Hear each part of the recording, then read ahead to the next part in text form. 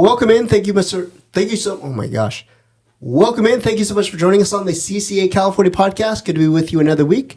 I've got my good friend, the wonderful Miss Tony Bangos. Tony, how are you? Hello, hello. I'm doing well. I'm really excited for today's little podcast we have going on. I know. We've been talking about this one for a long time. I know, you'll probably be a little embarrassed, but I know you totally fangirl over this boat, this special guest. So it'll be good. I am a total fangirl. I've been following these guys for quite a while, since before I was in university. So awesome. Well, before we get started, make sure to go follow us on Instagram at CCA California. Make sure to go follow us, follow the Star Tournament page at CCA Cal Star. And without further ado, we've got Jake Russell and Peter Gottfredson from the RV Pilar. Peter, Jake, welcome to the podcast, guys. Hey, thanks for having us. Yeah, absolutely. Jake, before we get started, I don't know if this is probably fair game or what, but I had no idea that you had a singing and acting career before fishing. I did. I was almost a D-lister. I probed the outskirts there of the D-list, but I did have a little run. It's kind of, I think all of us in California have a little Hollywood in us anyway, right? Yeah, when you're born and raised in California, you kind of have to, at least some kind of connection to that.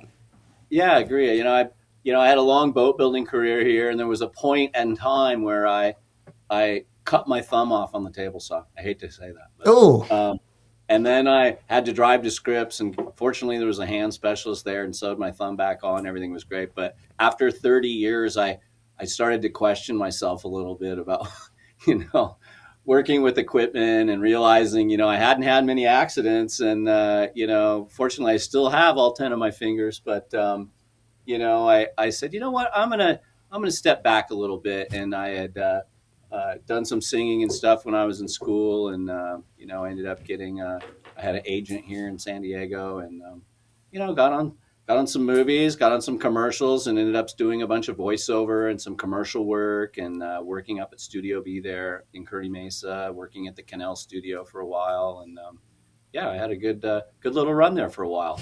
Wow. Anything that we might recognize? I was on the, I believe it was the second season of Silk Stockings for a year. I was in the bullpen, so I would be a forensic, I'd be a custodian, just anything, to make money. I did a lot of car ads for car dealerships in Kearny Mesa. I kind of came up with, Carland in Kearny Mesa. And, getting a lot of work doing voiceover, selling cars and stuff. So, I just did whatever I could. I've been on Murder, She Wrote. We had, once some of the studios left Hollywood and came to San Diego, there was work here for a lot of guys. I got on My Blue Heaven with Steve Martin and Rick Moranis, and just a lot of little stuff. Never really made it big. Never, everybody's trying to get their SAG card and stuff, and it's pretty competitive. And fortunately, about that time, I think I got another boat building job and went back and started building some more boats. Wow, that's impressive. That's cool, man. Well, let's kind of get started in the background first. I know you have a very interesting one. Tell us a little bit about yourself, man. Yeah, for sure. I had a great life here in San Diego. I grew up in La Jolla and Pacific Beach. I had my grandparents, half my family from Arizona were Zonies and came over to California. My grandfather was the second real estate broker in Pacific Beach, and would do all kinds of risky things, but thank God they were all made sense because here we are 3 generations later, and still have a family business in Pacific Beach and real estate based, and so have a long presence here. Had 2 sets of grandparents here. Had 1 set of grandparents at Deanza Trailer Park on Mission Bay in the Back Bay, and I had another set and grew up there next to the Catamaran at the other end of Mission Bay, and so I was all over Mission Bay as a kid and SeaWorld, and really must have been over the Ingram Street Bridge a million times, over my life, and ended up one of my sets of my grandparents ended up learning how to marlin fish, and became members at the Marlin Club, and that kind of was my entry in to sport fishing. My dad was just an amazing waterman. Again, kind of grew up in La Jolla. Both my parents went to La Jolla High. I ended up going to La Jolla High. There's a real tradition there, just like in Point Loma, of really good watermen, really good surfers, great divers. I was there during all the interesting times as a kid in the 70s with all the inshore gill nets, and there's a lot of commercial fishermen in La Jolla, a lot of guys launching their skiffs at La Jolla shores, so I kind of was involved in around all of that, and that's kind of how I started. I ended up, leaving high school, graduating, and I think I went to Mesa for a couple years, and I ended up in a boat building school in Maine, which is kind of really what I wanted to do. I had a 4-year ride from the National Endowment, paid for my education, and I was supposed to fix historic landmarks anywhere in the country, and I kind of did. I came back here to San Diego. I was in my early 20s. I started building boats. I built a tall ship for the state of California, the Californian, down on Spanish Landing. I built a yacht for the owner of the Hotel Del at the time, a swath boat, big twin-hulled catamaran boat.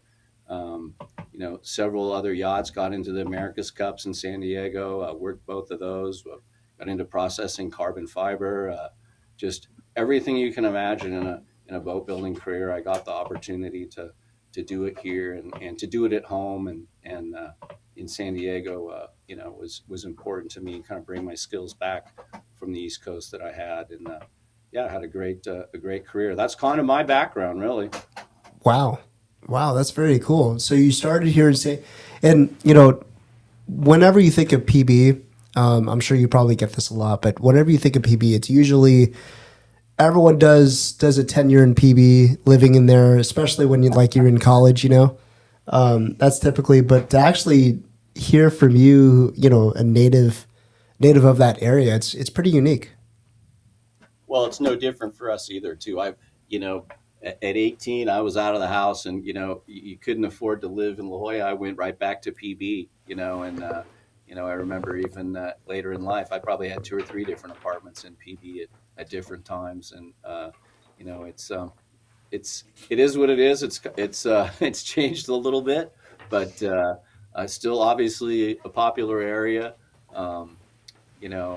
Like I say, I spent most of my life in La Jolla at Wind Sea Beach and Sea Lane and that area, and they're just a beautiful coastline, and that's what we did. We stayed on the beach, we played on the beach, we partied on the beach, we surfed, we dove, we fished. Everything we did was pretty much beach related, and just later I got into boats, and I think in my 20s I got my captain's license. I started working for a guy over at Marina Cortez on B-Dock, and I took a couple boats south and worked on a big Hatteras he had, and kind of realized that really wasn't for me, but I did like coming south, and over time I ended up jumping ship, and I had some family friends down here in Los Cabos area, and I got to basically house sit for them, and that kind of got me in. And next thing you know, I had a carpentry business here with a friend, and we had 20 guys. Then in 10 years, where there was about 200 guys, kind of didn't get to surf and dive and fish as much as I thought, but I thought, boy, if I ever come back, I'm going to enjoy it. So now that's kind of brings me, to where I am now, and it's kind of our off season, to be down here during the winter, but Peter and I were just talking the other day about how we can incorporate it more into what we're trying to accomplish, and so that's kind of our next step. But it's awesome to be able to reach out and spread your wings, get a little bit further, expand your zone, and that's kind of what we're doing here. And we've been well received, and just can't be any happier with the way things have been going down here for us. Just I thank God every day that I'm alive down here. It's just so beautiful. Fishing is so good. And then when we get some work up there here in another few weeks, we'll be heading back up. And so we're excited now. We have some work up there, so we're excited to get back to San Diego. So you Nice. guys are in Cabo right now? We are. I'm sitting here in San Jose del Cabo on the boat right Oh now. man, I'm envious. What's the typical year look like for you guys? You know, what percentage of the time are you down there in Cabo, and when do you start moving? I know you just said in a couple weeks you start moving up here, but where does that divide start happening? It's basically a seasonal thing for us. I come down for the tournaments in October, so right at the end of hurricane season there, just a little bit before, we'll come down and we'll spend the entire winter down here. And uh, the idea was we'd come down and see how many striped marlin we can tag, and along with all the other fishing that we're doing, and then as soon as spring starts to roll around, as soon as that weather track starts to calm down a little bit up there from the north, then we'll come back up, and that's kind of our typical schedule right now. Yeah. Nice. Well, we're going to dive into your beautiful boat and beautiful platform. But Jake, I think we met a couple years ago when you were still, when you were the president of the Marlin Club. I know that place, as legendary as it is, has a special place in your heart. Oh yeah, yeah, for sure. I mean, like I said, there's a real family connection there. To me, like it's a little sentimental for me because my grandfather, like I said, this incredible guy came from Arizona. He was a Democratic delegate in Phoenix. He survived a plane crash in the 40s. Came across to San Diego. Tried to become a real estate broker, was selling cars, anything he could do. And then to get into marlin fishing, um, was just an amazing thing. The sad thing for me is he died when I was 3. So I kind of been chasing him my whole life. And lo and behold, at the Marlin Club, there's more history there on him than I have, at home. And that's why it's important to me. He, was a big part of why I do what I do now. He was brought the first billfish into Mission Bay. It really tried to, develop Pacific Beach into a tourist destination, and he helped do it. That's really interesting. I think kind of one of the really cool things was I got a lot of this since he died early from my grandmother would, explain to me how they worked and what happened and how they would fish. And I have pictures of her sewing, the wings, bridling the wings on a flying fish, and I mean, just classic pictures, black and white. Like, God, that's really cool. No kidding. And I thought, here we go, 40 years, 50, 60 years later, and we're doing the same thing all over again. I'd have never thought that. I'd have never thought that would have happened. And I went, wow, that is really neat,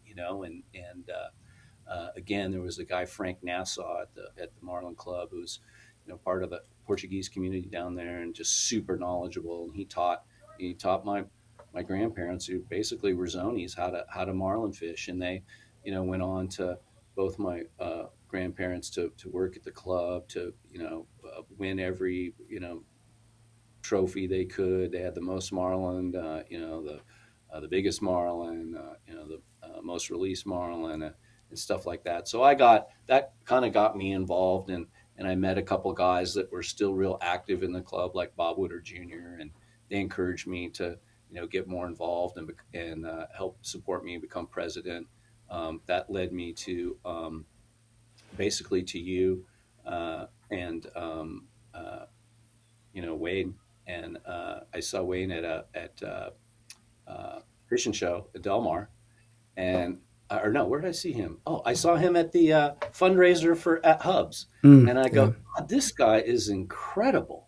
I mean, I could listen to him for hours. He was so well organized. I went, God, this guy really is on it. So I got him to come and talk at the club, and then that led me to you. And I just wanted to bring the two, CCA and the Marlin Club, together, and hopefully, that's kind of how all the fishing clubs should be, is involved with CCA, and Oh, for sure. both together. So that's kind of what led us together and brought us together, and there again, it's a fishing club, so what couldn't be any better, perfect match, and yeah. Exactly. It's a natural fit, which is unbelievable. Well, let's get to the good stuff. Your magnificent vessel. I know I've seen plenty of video and images, and it's all over online. And you guys do a really good job with content, which we'll get into here in a couple minutes. But tell us about your boat, man. It's absolutely unbelievable. But tell us a little bit more about it. Yeah, for sure. I got to thank Peter for the content for sure, because that was kind of in the beginning part of my strategy. I got Peter to start helping me, and Peter didn't wasn't from this realm, and that's kind of what I wanted. I wanted something that was a little bit different, and Peter's helped provide that. And as far as the boat goes, again, it's kind of a full circle thing for me. I was in Maine for 4 years. I had looked at every Maine lobster boat there was. You really fall in love with certain types of boats, and I thought, God, those boats are beautiful. Those down east boats are so great. That would be great to have one on the West Coast. And I always dreamed of, having one. And there again, here we are, so many years later, and an opportunity came along, and I said, you know what, I'm going to build that boat. And I happened to know Steve at Westmac, and was able to fit into his schedule. There was an opening. You can't even get in now to get a boat built. It's funny, the popularity of the Pilar has really boosted their business. I've had several people contact me that are essentially trying to build the same boat or something similar, and they're all excited. And that was kind of the other thing, was to put a West Coast spin on the Down East boat. Yeah, And I was gonna say you don't really see that kind of platform out here on the West Coast very often, and it's interesting because you're exactly right to where it's a West Coast spin on that classic commercial boat out east. Yeah, for sure. And I mean, the principal reason is just the style of the hull. Even though this boat is as a chine, it's a single screw. That's kind of the big difference between this and, say, a game boat, or any pretty much West Coast boat. And there was a time, again, when back in my grandfather's day, you had two motors because you knew one was going to fail at some point. So it was, the maneuverability was kind of just an added bonus, but it was really because the reliability of motors wasn't there. But we have a 1400 horsepower MAN diesel 12-cylinder. MAN's been around for over 120 years, building locomotive engines and stuff in Germany, and just amazing engineers and technology. And these motors are made to run without stopping, around the equator, without service. So the reliability factor has changed a lot in the motor. So I started thinking, if I just had one motor, I would save half the maintenance right there. And as long as I had the right design and I could get a good turn of speed, and I said, there's some sacrifice, but at the same time, I think, God, I only have one oil change. I only have one motor to service. I only have one transmission to service. And we haven't really suffered much from the maneuverability. We've got a bow thruster, so and we have a big rudder. The way these Maine lobster boats are, they have a keel, they have a shoe underneath the prop, right? That connects to the rudder. So your prop is protected by the shoe, and they track really well. The boat, it trolls really well. That was kind of another idea. But again, from my grandfather and my grandmother, I learned they use the boat as the lure, not the fishing lures. They're the ones that kind of taught me it's the boat that's the lure. So, having something that has a little bit different acoustic signature with the single man versus, let's say every other Viking that's out here, or something that they're used to hearing or listening to. We really take it, the next degree. We paint the bottom black, so there's more contrast for the fish looking up. We have fish painted on the bottom of the boat. Just anything we can do to attract the fish to the boat, and then hopefully they see the lures after that, and that's how that works. So, yeah, it's just a beautiful boat. It is super economical. We burn way less than a gallon at troll speed, so we'll go at 8 knots and only burn 6 gallons an hour. So, Oh my God. that's the kind of reason right there. The motor will shut cylinders down if it doesn't need them. It hasn't skipped a beat since we've had it in the boat. It's just run great. And yeah, everybody loves the style of the boat. I think that was the other thing. Obviously I kind of wanted to draw attention to the boat. So this was a good way to do it. Wow. Well, it's not that old, right? It's only been at least a handful of years, maybe. That's right. We built the boat in 2018. Okay. Um, and it's solid glass. It has foam core in the sides. Everything topside is cored. There's not a stick of wood, anywhere in the structure of the boat. Everything's glass. The deck beams are glass. Everything's something that can't rot. The only wood we have is we have some Maine cherry, to trim out the drawers and stuff on the inside. But and it's beautiful. But everything is gel coated. I mean, these guys in Maine, they do know how to build boats, and that's why I went back there. There's some master builders back there. They've been doing it for generations, and some of these designs have been there for several generations. But Steve at Westmac kind of modernized the Maine lobster boat with his design, and this Super 46, which is what we have, is a couple feet wider than your normal 46-foot boat. So normal 46-foot boat might be, 14 and a half feet, something like that. We're 17 feet wide. So, Wow. yeah, huge platform, very stable. We have all the bells and whistles. We got a gyro. We've got sonar. We've got a little bit of everything on the boat. So yeah, it's been a good ride, and so far everything's working good. And I think for what we're trying to do, we're just kind of hitting our stride right now for helping, for example, CCA or some of these other groups we're trying to work with, like Hubs and the Walter Monk Foundation, and it's all kind of coming together now. So we're really excited about this year. I was just about to ask. So, more importantly, you're actually using the RV Pilar as, obviously a research vessel, but also as a tool for all these other organizations, CCA included in that, for, the purposes of education and conservation, which is great. Yeah, absolutely. Again, it's kind of a landmark. It's easy to spot. It's always easy to sell something if you've got something. So we're hoping we can help CCA by having the boat and having that attachment that people can put with whatever the issue or the thought may be that we're working together on. More than likely, our rights to fish in California, stuff like that. So we're more than happy to put a face on that.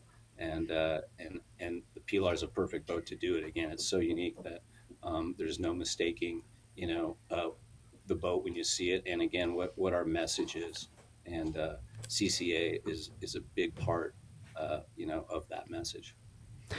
One thing that we talked before we kicked it on here was something that's near and dear to your heart is marlin tagging. Tell us a little bit about that and what all goes into that and how basically that gets accomplished and why we need to do it. Yeah, for sure. Our goal, we kind of do things a little bit differently here. I think, if people tell me, I should have done things differently, but it's not really my style. I kind of always done things a little bit differently, and so we built the boat. We really wanted to tag a lot of the bluefin and stuff that were here, and hopefully we get that opportunity to work with that. But the satellite tagging, we really need to do more and more of that. There's a bunch of people, some of them, I support, that almost think, you should have a tag in everything in the ocean. I mean, just to know what's what, for example, whale schools, tuna schools, there should be better ways to, keep track of these fish as they travel, on their migratory tracks around. And that was kind of our interest, was starting that. And then working with Billfish Foundation, just with the spaghetti tags. There's still a lot of information that can be gained, even though it's not a PSAT tag. So we're, helping them and trying to show that, you can have just as much fun catching these marlin and not taking them. If you want to take one, that's fine. I have no real issue with that. I would question, you know, the quality of the meat, but I've never been able to cook it worth a darn. So I'm not a big fan of it, but it's awfully fun to catch them and let them go. So the tagging thing was kind of went with that. I don't know, we're up to somewhere 50 or 60 marlin we've tagged, on the boat this last year, and it's just nice to get the hook out, revive them, let them go, fill out a tag form, and enter it into the database, which is obviously what this is all about. And then um, obviously what people want to figure out is where these fish spawn. Can we lay off that area for fishing during that period, get commercial boats out of there, and let these fish do what they would naturally do, protect them a little bit, and they could reproduce without any fishing pressure. And that's kind of the main crux of it. But yeah, it's fun to do. That's really kind of uh, what got me into it. And now when I take people out who've never done it, they get all excited when it comes. I go, here, you want to get the tag? Yeah, I'll put the tag. Everybody gets excited. So it is fun, and there's no mess, Yeah. uh, so it's been a great experience. You learn more about the fish every time we tag and release one. We learn a little bit more, and obviously we're trying to be as safe and careful with the fish as we can. And I don't think we've had a bad release yet. This pretty much everything has been a hook out release. A few of the circle hooks we use, they don't come out, but other than that, the fish have all been in really good shape. We have a fighting chair in the back of the boat, which we don't really need it for striper fishing, but if you jump in the chair, you'll get the fish to the boat in 10 minutes or less and be done with it. So we do use the chair and get the fight over and release them. We'll get 2 or 3 a day, just sometimes in our regular fishing, fishing for Dorado and tuna and everything else. So yeah, it's been great, and again, I'm trying to tag 100 of them. So anybody that's interested can help support us in our efforts to get 100 tags in for the Billfish Foundation. And again, if we can get some more PSAT tags and get the money to do that, that's something that we should all be interested in, and should all do for just those reasons I described, trying to protect these fish when they reproduce. PSAT tags are not cheap. I mean, I've heard as upwards of, I think, maybe $6,000 to $10,000 per tag or whatnot. But I mean, they're super beneficial for not only us to collect data but also the fish as well.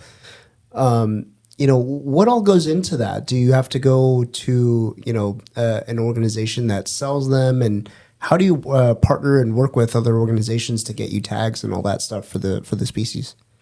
I think the first thing is that depending on where you're going, the first thing everybody wants is to know that you're capable of deploying the tag properly, because of what you just said. They're so expensive, and so again, trying to get these spaghetti tags in and working on our form and stuff, that's just part of it for us, so that when we get the opportunity to do the PSAT tags, we're a little better versed in our program for getting fish to the boat and releasing them safely, stuff like that. But it would be interesting. I'd like to see the technology improve. Those tags are all kind of made by hand. It would be cool if you know Elon Musk or somebody got involved, and maybe there's a Mylar tag or something that they could use, that could be read through Starlink.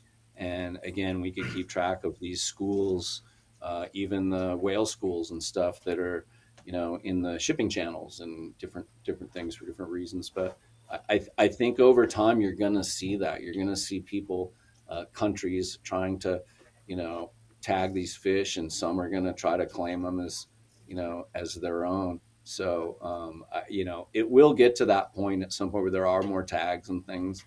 But yeah, those PSAT tags are expensive. They provide an awful lot of information. The way they interface it with the GPS data of the fishing fleets, It's really, really cool. They can see these fish, when they're reproducing at the equator, and they'll see the commercial fleet there at the same time and go, no, okay, we've got to go back and tell these guys they have to stay out of this area. And that's kind of on a bigger scale how some of this works with those PSAT tags. Is they get such good data, they can use it with the GPS data for the shipping, the fishing boats, and try to keep them out of these areas where the fish are typically spawn. So of those 50 something stripers that you guys tagged last season, are how long do those tags stay in the fish? Because they're pop-up tags, right? So These are all spaghetti tags, the ones we're putting in for the Billfish Foundation here gotcha. in Los Cabos. So they'll stay with the fish. The idea is somebody will recapture and either leave the tag or put another tag in, and you know take some notes on the size of the fish and where it was captured, and there's something that can be gained there over time with all that data. But it's important because it takes years and years of data to get the you know to make it justified. So In it's theory, could if with a spaghetti tag staying with the fish and all that stuff, and with us being conservation minded anglers more so at least, in theory you can have multiple points of contact with the same spaghetti tag, right? If oh, people are absolutely. Yeah, they do as well too. Sometimes they'll release fish here in the Los Cabos area, and the fish will swim south and will end up in Mazatlan, somewhere down there, and they'll guys will go, hey, I got one out, with a tag already in it, and they'll take the information from the tag number. There's a phone number on the tag as well, and they can either say I took the fish and here's the tag, or you know what, we re-released it, and here was the estimated size and length, weight and length, and the area that we caught it in, and with that and the information we send when the tag goes in, they can start to build a little profile of of the striped marlin here and where they go, and that's really what it's all about. Where do they go? And it's funny, with all the science we still have it. There's people they still don't know. There's still some conjecture about exactly where these fish go, and if they cross the Pacific, or they just resident fish that go from here and kind of bounce from north to south. But there's a lot of evidence that shows these striped marlin travel all the way over to the Sea of Japan, across from Hawaii and across the Pacific Ocean. They found tags, all the way over, on the coast of Australia, that they put in Hawaii. So, and if you look at a map and you kind of look at Australia and Hawaii and you draw a line towards the west coast, it kind of ends up around Mag Bay. So oh kind yeah. of kind of interesting. You're like, huh? I wonder if there's a relationship between those points. But obviously, that's kind of the focal point here now in this Eastern Pacific, is Magdalena Bay for the stripers. There seems to be, a lot of them there, um, and nobody really knows exactly why. You know, so In your mind, hopefully, Jake, why is it so important to do all of this? Why is it so important to put so much emphasis and so much time and effort into tagging a whole bunch of billfish, using your vessel as basically what it is, a research vessel, and dedicating a huge chunk of your resources towards conservation? well, I just, like I say, as a kid, spending a lot of time on the water, um, getting the opportunity to go out on the half day boats at Mission Bay, kind of working my way up, getting my license, building boats, getting my own boat. Um, you can still have fun. You can still catch fish, and this is for everyone really. And you can still give back.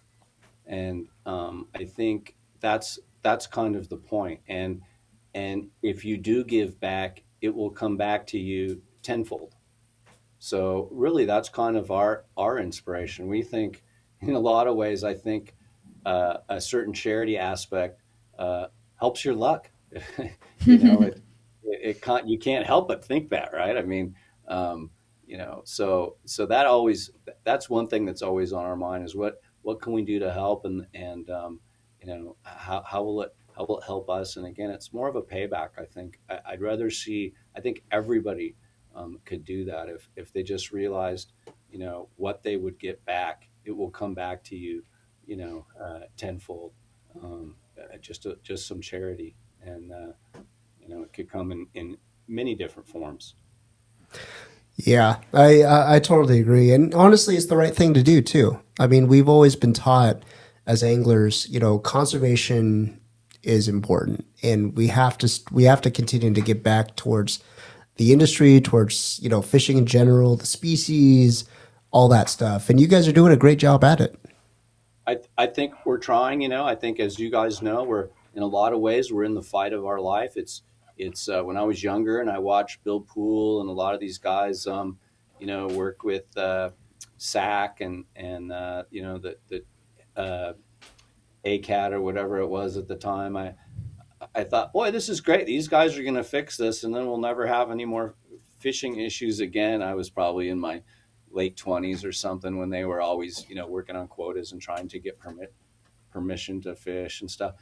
And the reality is, it just keeps going, and it's actually probably gotten, a little more intense and a little bit worse, and a lot more to jump through. But obviously, our rights are, at stake here. Our rights to access, and all we're trying to do is the right thing. I think fishermen get painted in a bad light sometimes. I think sometimes we're our own worst enemy. I'm hoping that a lot of the kids that follow us and stuff, we try to be as straightforward, as wholesome as we possibly can. But um, y- you know, uh, uh, yeah, that's basically it. We're trying to give back, and there's education. There's a lot of things involved. I think the young fishermen. What I was going to say is, I hope that they respect the resource more, and not disrespect it, and don't, some of the things they say after they catch a bunch of fish, we stacked them, we whacked them, all the other things you could throw in there that aren't really nice things to say. That's not being respectful for the resource. I'd rather see everyone say, you know what, I'm so thankful I caught this fish. I feel so fortunate, to be out here angling, and to catch this and be able to take it home and enjoy it for dinner, and I'd rather see a little more of that. I have a friend in Montana. He told me that, they make kids take a hunter appreciation course, where they have to learn to appreciate the wildlife before they give them permission to hunt. And we almost need something like that in California. Yeah. Um, we talked about that because we both fish in California, but that's, I'm hoping we can do that. We're trying to be educational, or there's a lot of different things. We're trying to appeal to a large cross section of people, some people that may not necessarily be fishermen. At the same time, guys that do fish, we want to have something for them too. So that's our platform. We're just trying to show everybody, look, if everybody was a little more conscientious, maybe our rights wouldn't uh, be taken away. Maybe we could be, maybe we can rally together and find a way to, take um, our money and for our fishing licenses, and make our voices heard, and try to protect what we have and not lose it, and that's kind of what we're there for right now. That's interesting. A species appreciation course. That would be cool. I'd take that course. Would I you? would too. I think it's great. Like I said, I work with a lot of the young kids, and some of the way they talk about a day catching tuna, it's like, I mean, they sound like they're, Scarface or something. Like, you guys really like this? Why do you talk about it? Like, it doesn't sound like you appreciate it. And I think a lot of those words can be used against us, at the end of the day, by those who don't like fishermen and want to say, just look how they talk about it. Yeah. They're dropping f bombs. They're doing this, saying that these aren't people that appreciate the resource. They just want to go kill a fish. So we need to, kind of change that mentality and show how much we really appreciate it. And every fish is a treasure and shouldn't be wasted. And as again, another thing Peter and I were talking about the other day, is coming up with a way to take some of this extra tuna. I'm sure a lot of it is going to waste, some of this bluefin, and get it to the homeless, get it to Father Joe or someone, and see if we can, even feed some homeless with some extra tuna. Because I know some of it's going to waste. I catch one and I have trouble giving it away and eating it all. They're so big. Um, so it'd be interesting to come up with something, just again, something that would cast us in a little better light and show that we do care and we care about our community, and bring fishermen together rather than separate us apart, because at some point we are going to have to all come together and fight for our right to access and our right to fish for the species that we want to fish for. Yep, especially in a state like California. And you know what, Chris? The unfortunate thing is a lot of times people don't rally until it's the last second when they realize, oh, that this is actually happening. Now we need to have, that support. Whereas that support and that rallying should be continuous. It should be ongoing. It's not automatic. Yeah, it should be automatic. Yeah. It's hard when you're always on defense. Yeah. I mean, there's just so many things. That's what just surprised me about Wayne, is there's just so many things thrown at us, and it's like being a juggler. You've got to, balance. Okay, we've got to respond to this. We've got to notify everybody about that. We've got to write letters. We need to protect this, or we're going to have to sacrifice. We're just going to have to, cut bait and go with whatever plan B is, and everybody's in agreement. That's all we got. So it's sad having to be kind of reactionary and on defense all the time, especially when we have so much economic power in the state. It's obviously a lot of people, state employees, that are there because fishermen are buying fishing licenses. So in a sense, I don't think they want to cut their own throat, but they may not even see far enough ahead to realize, that it's fishing licenses are a good source of revenue, and but you got to be able to fish, to sell one. Yeah, fair enough. Well, one other thing that we wanted to talk about was you're using the boat as not only a resource for the community, for conservation and all that stuff, but also as a resource for excuse me, for the science portion. Tell us a little bit about what your objectives are as far as trying to get more I guess scientists or more personnel on the boat, and to use the boat as a resource for their projects. Right. So again, it's kind of doing things bass backwards, but kind of I'm good at that. We kind of came to the back door, and at Scripps, for example, and I went to some grad students and said, look, if you guys are ever out of money, or you're running out of funding, and you need a platform, and you need to go dive, or you need to deploy something, we'll gladly make the boat available to you. And that's that was kind of how we started. But now I've got these organizations now reaching out to us, and besides the science, it's interesting, just the way things are in California. But you kind of got to go where you're needed, I guess, is what I'm going to say. But we've done more for education, really, than science. And it does relate to science, because we've had a lot of students on the boat, students that were going to universities from around the world come to San Diego every year, and we get them on the boat and show them, look, here's some of the application of the science. Here's what you might do if you were outside working on the boat. We'll put them on the deck of the boat, and they maybe have never been on a boat in their life, and they're studying to be marine biologists. So we're trying to be there for them for that, and then we have another group of kids, which I've met these same kids at the Marlin Club, and we've helped them there before. But there's a lot of kids in San Diego who don't have fathers, that are sit at home and really have no one to look up to or to help them.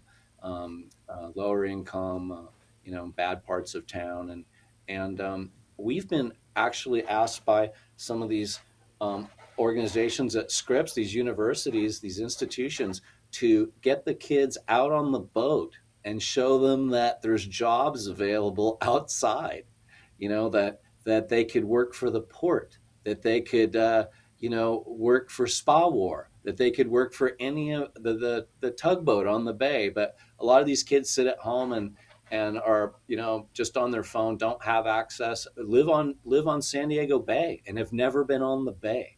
So right now, that's kind of what they're looking at us for, is to show these kids that they don't have to go to a four-year university, that they could find other work, find other things to do here, um, you know, uh, more skills based, and working around, working outside, being a park ranger.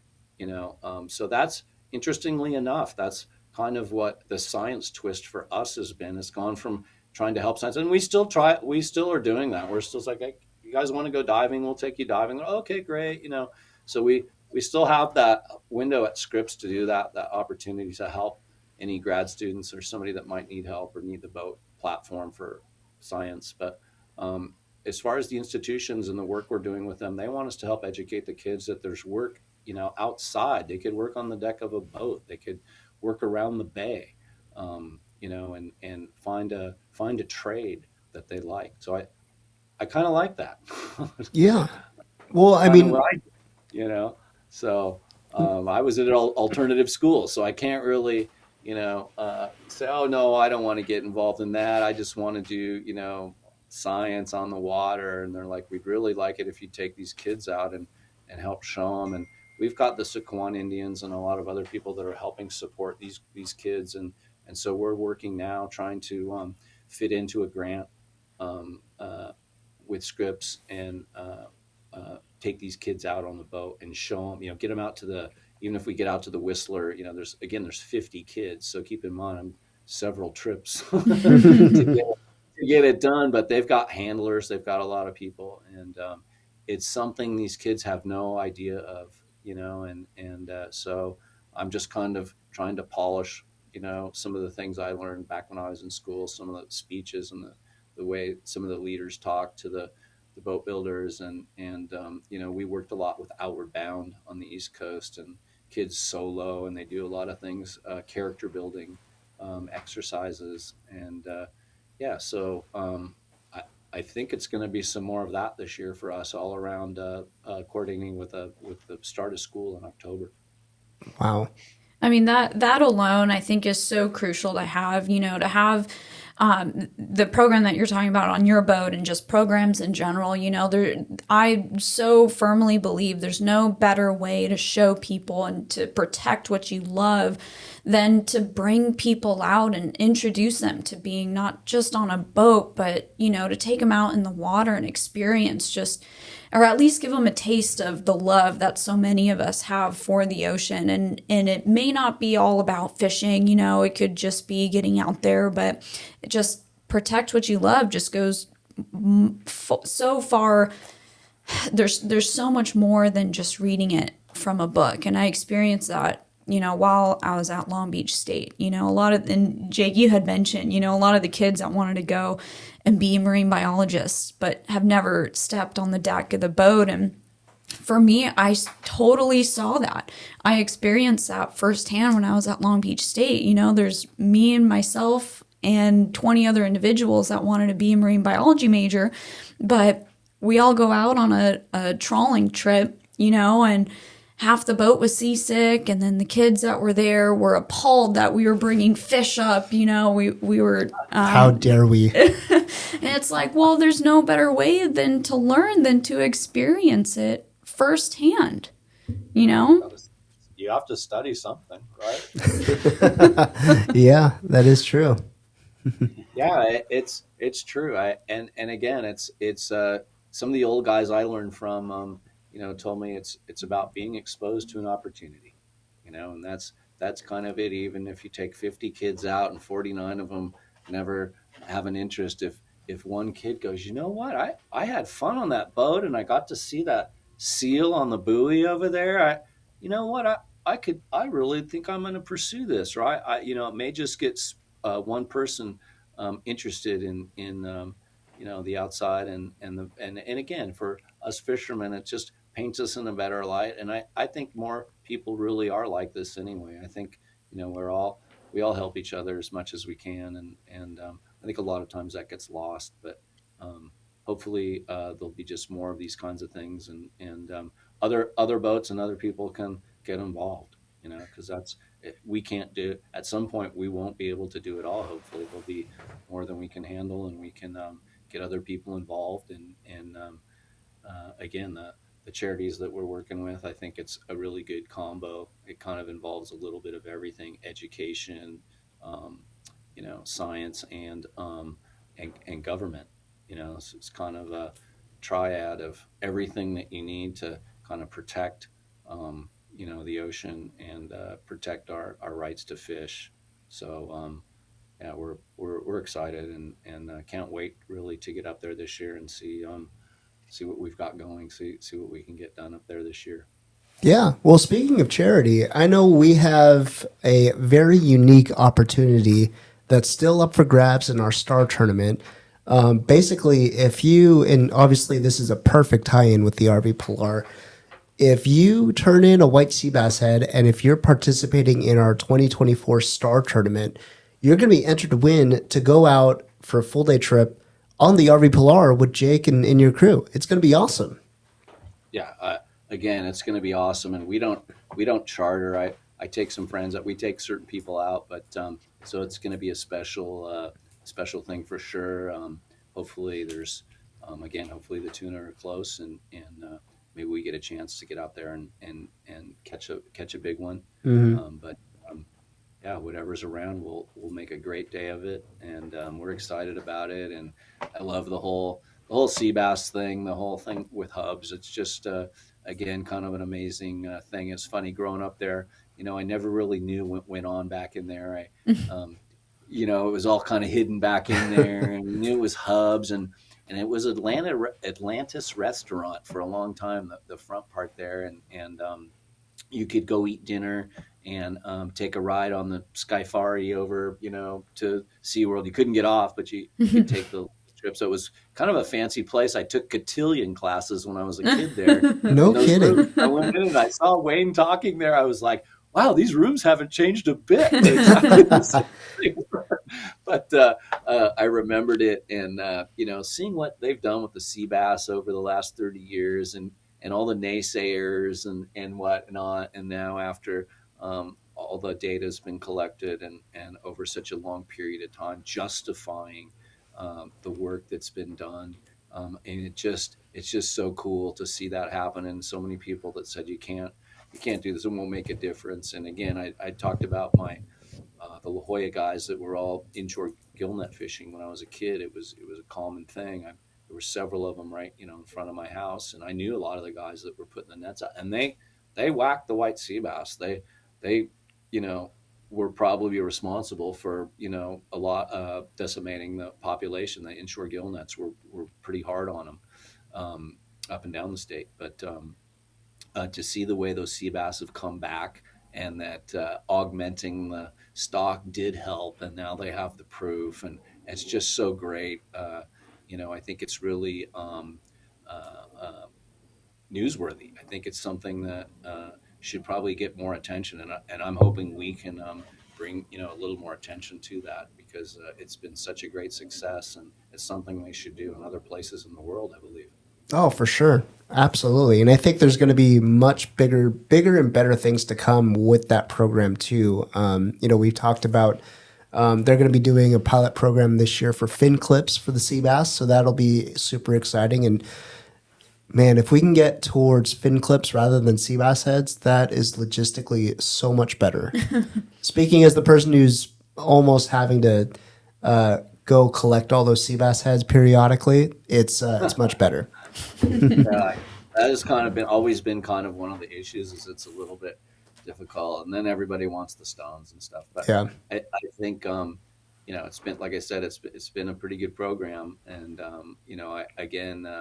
getting involved with hubs and being able to go see it and go to the hatchery, I really think that's something everybody, if they get the opportunity to do it, go do it. It's really interesting, and I don't think most people even know that's going on. Yeah.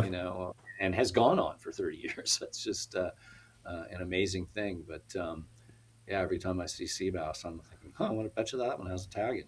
Yeah, yeah. Well, before we let you go, Jake, I know there's been a huge, I mean, I'll call it a channel, but your brand, the RV Pilar, has done so many good things, but also really enticing content wise with all your social media. You're coming out with new, I guess, short term or short form videos and shorts and all that good stuff. And you're constantly up in the feeds, which is great. So kudos to you guys. But I'm guessing content for you pretty important.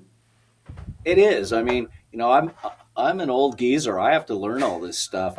Fortunately I have Peter, to help me, but navigate through. But it's interesting. You reach a certain point, and a lot of these platforms will tell you, what you need to be successful. They'll kind of prompt you, and so for us, it's just trying to create more and more content and interesting content and something that's a little bit different. Again, not just straight, something for just for fishermen, but something that somebody else that may not like fishing still would watch. So Peter has really been key to the content, and again, not getting somebody from this industry, put a new light on it. And I brought Peter into the Marlin Club when we were trying to, upgrade the club and get a website and whatnot. And Peter was instrumental in getting the club set up on social, and they have a much better social presence now than they used to. So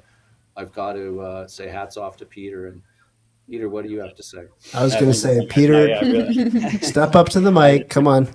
No, yeah, it's definitely been a fun journey. I mean, yeah, I'm not a fisherman per se, but I grew up in La Jolla as well.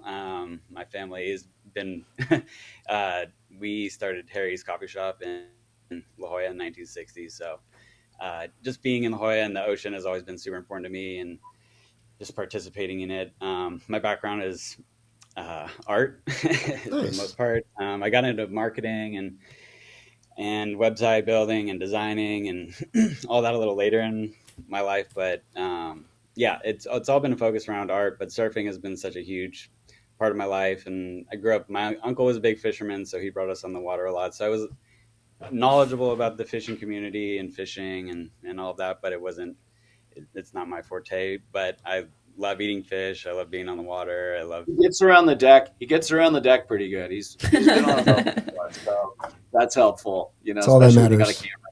You got a camera in your hand. That helps to be able to walk fast and have good balance. That's for sure. He surfs a lot. No, it definitely helps being on the Pilar and being able to have a little bit of balance and kind of seeing. I think I don't know, just understanding where the action is and where to be and not being everybody's way is probably part of the challenge for sure. But yeah, it's super fun. I got into drone flying. What was it, like 5 or 6 years ago, and it's just been super fun. It's all kind of been evolving, but yeah, as far as content goes, just really keeping it authentic is the goal. Just feel like people connect with authenticity more so than anything else, because there's so much fake information and stuff out there that I feel like when you get somebody who's real and authentic and passionate about what they're doing, it's a little easier message to digest. Um, and yeah, just keeping it fun and informative and short is really the goal of what we're trying to do. I think yeah, just some content can be hard to digest, and especially if it's too informative or too sciencey. And I think just trying to simplify it to a broader audience is why we've been more so successful on social. And yeah, really just trying to keep plugging away, and it's always evolving and changing, and different things are popping up, and it's really just keeping up with the flow and stay relevant. Yep, for sure. Well, definitely a great job content wise, Peter. One last important question before you guys go. Have you guys, with us being in March, have you guys filled out your March Madness brackets yet? I think I'm already out. So, I'm still in it. Yeah, I finished it a couple of days ago, and my girlfriend set up a group with the rest of both of our families, and I'm thinking I'm in 4th out of 9. So hopefully it keeps chugging away. Hey, that's respectable. That's respectable. I saw like after like the first couple upsets, they were like 2 point something percent is still have a bracket intact or something of the country. So we're hanging on by a thread, but nice work there. But guys, thank you guys so much for joining us on the podcast here. Before we let you go, how do we get in contact with you? How do we follow the RV Pilar, all the socials and all that good stuff? Go ahead, Peter. All right, so yeah, our website is rvpilar.org. Our social media is rvpilar_, and we're on TikTok, Instagram, Facebook, Twitter, YouTube. Yeah, we're all over the place. Awesome. Well, guys, again, thank you so much for joining us on the podcast. This was awesome. Fantastic episode. Thank you so Thank much. you guys. I appreciate it. Yep. Tony, what'd you think? These guys are awesome. These guys are quintessential watermen, from conservation to promoting angling access to taking trash out of the ocean. I mean, this is a good model for many of us as people on the water in general to kind of look at and maybe change some of our habits and to get involved. Yeah, I mean, there's so much stuff that we can go into that we didn't, but it means we have to have you guys back on, Jake. Hopefully, when you're up north here, that'd be cool. Absolutely. Well, we can do a podcast on the back deck. I was gonna say we should make a visit down the RV Pilar. Absolutely, you guys deserve it for sure. Awesome. Well, thank you again. Thank you guys again, Tony. Another fascinating episode. Appreciate all of you guys being here, and we will see you guys next week. Thanks, Take care. guys. Thanks, Tony. Thanks, Chris.